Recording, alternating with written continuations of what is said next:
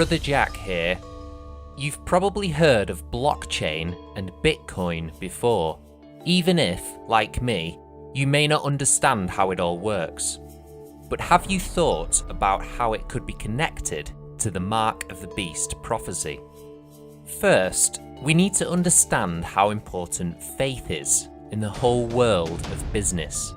People put money in banks and they put money in governments because they trust them.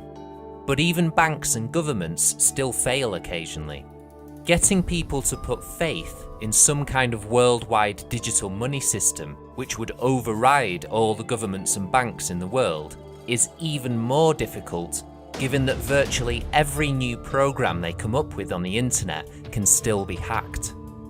Bitcoin is the first fully digital currency that has apparently beat the hackers, and blockchain is the software that makes it work.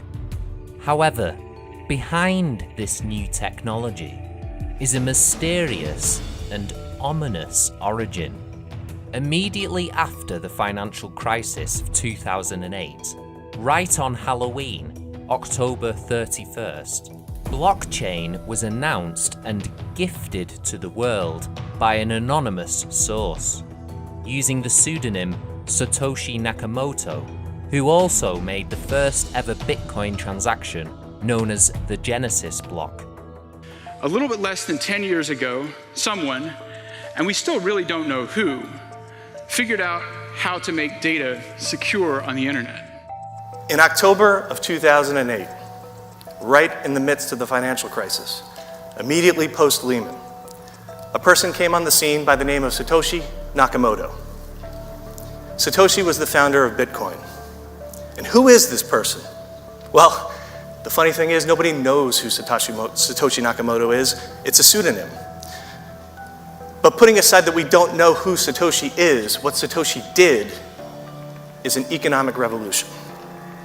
And I'll tell you about that economic revolution. It's called Bitcoin.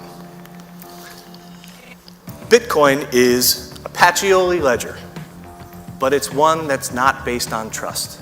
It is a trustless ledger. Bitcoin, for everything you've heard in the papers, for everything you've read, is just a ledger. But unlike Pacioli's ledgers, it requires no trust of any kind. The ledger is called a blockchain.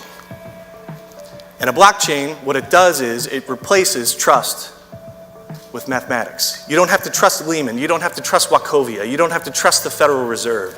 All you have to trust is a mathematical proof. Satoshi was the first person to make that mathematical proof work. It appears that once again, the technology genie has been unleashed from the bottle.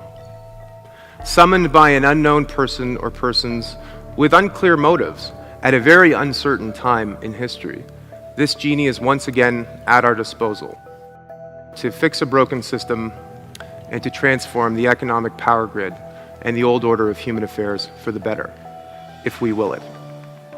This startling fact about the anonymity of this revolutionary technology that is said to transform everything from financial systems to legal contracts is hardly touched upon as people rush forward with increasing ways to use this technology.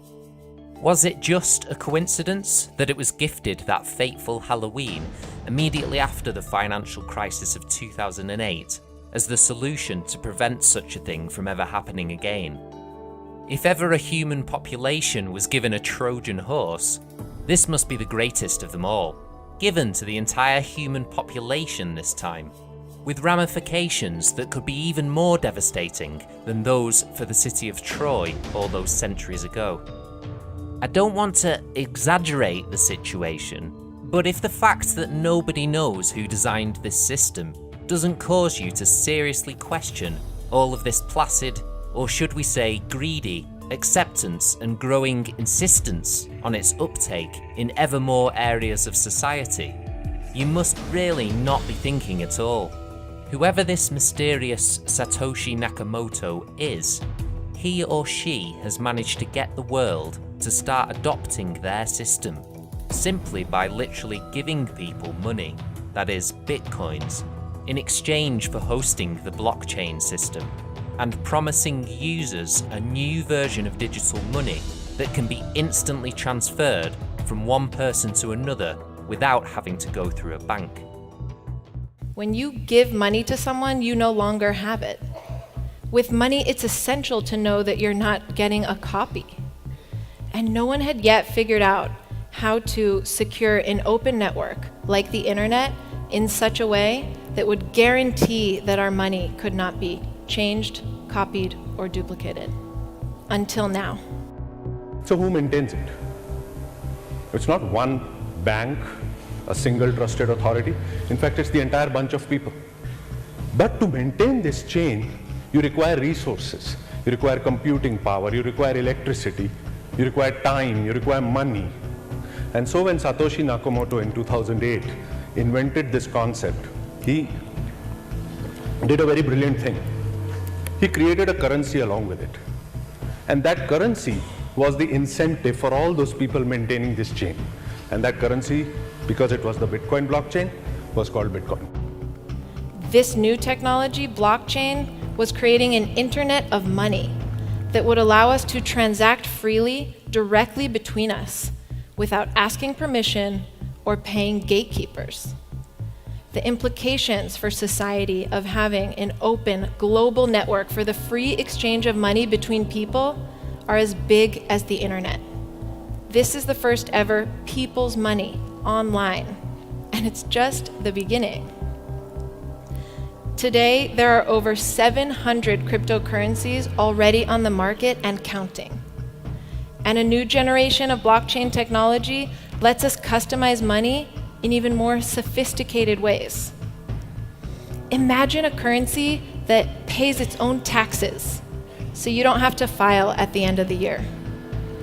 Imagine a currency that automatically gives discounts to certain citizens at the moment of purchase. Why people are so excited, including me, about blockchain is the fact that it promises to solve the two problems that the internet could not.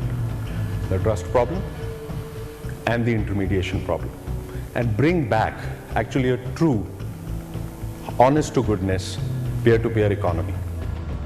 Please take note that blockchain technology is also currently being implemented to register all of the world's citizens in a global biometric database to fulfill Goal 16.9 of the UN 2030 Sustainable Development Goals. Microsoft and Accenture are the two companies leading the way with this. Microsoft has also announced recently, in May of 2019, that they are developing a global digital ID system based on the Bitcoin blockchain network, which they hope will be used in future to access services on the internet. And the World Economic Forum is pushing this as the future of all commerce. Blockchain technology is challenging the status quo in a radical way.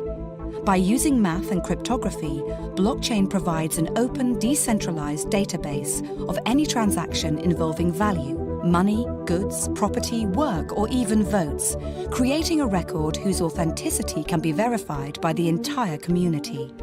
The future global economy will move towards one of distributed property and trust, where anyone with access to the internet can get involved in blockchain-based transactions, and third-party trust organizations may no longer be necessary. The uses of blockchain technology are endless. Some expect that in less than 10 years it will be used to collect taxes. It will make it easier for immigrants to send money back to countries where access to financial institutions is limited. Financial fraud will be significantly reduced, as every transaction will be recorded on a public and distributed ledger, which will be accessible by anyone who has an internet connection. Blockchain will become a global, decentralized source of trust, but not everyone is ready to embrace it. Public authorities could find it more and more difficult to enforce traditional financial regulations due to the new possibilities offered by the Bitcoin network to bypass traditional financial intermediaries. Unimagined new networks will evolve to meet society's needs more cheaply and potentially more securely. Will governments, financial and legal institutions embrace blockchain? What will happen to the ones who don't? As you can see, blockchain technology has been touted as the birth of a new version of the internet, and a technology that will revolutionize a whole range of industries around the world.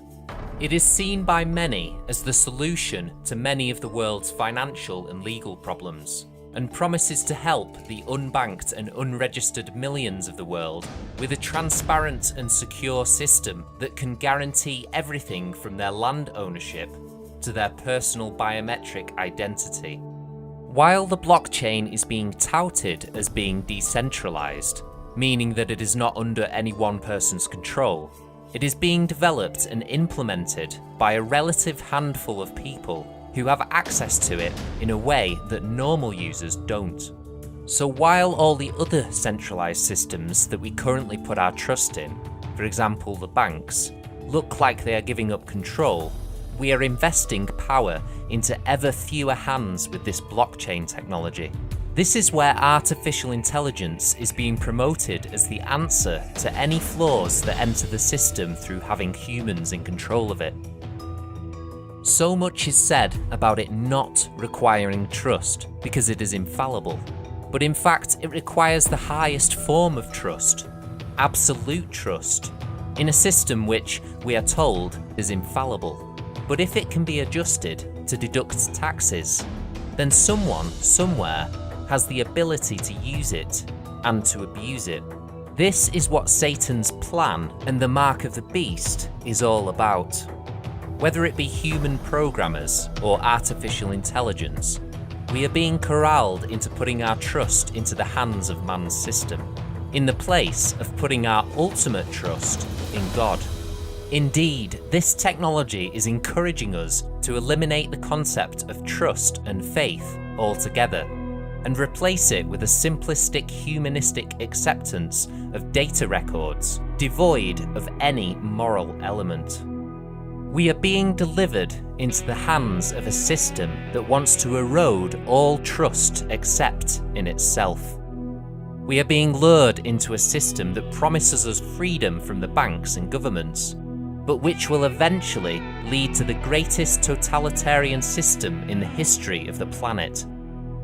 One day, an artificial intelligence-powered false god will demand that we see it as the only true source of life, that we only trust in it for our survival, or face the greatest persecution the world has ever seen. All independent, anonymous payment systems will cease, and the system will demand that all, both small and great, rich and poor, free and slave, receive a mark in their right hand or in their foreheads, and that no one may buy or sell except the one who has the mark or the name of the beast or the number of his name. Satan has always manipulated the human race into giving him more power and control simply by appealing to our greed and pride. Blockchain technology and Bitcoin are the ultimate Trojan horse. Is this so-called gift to the world part of Satan's final preparation for manifesting himself publicly as the god of this world? Let us not be so easily deceived and lured into accepting such a system.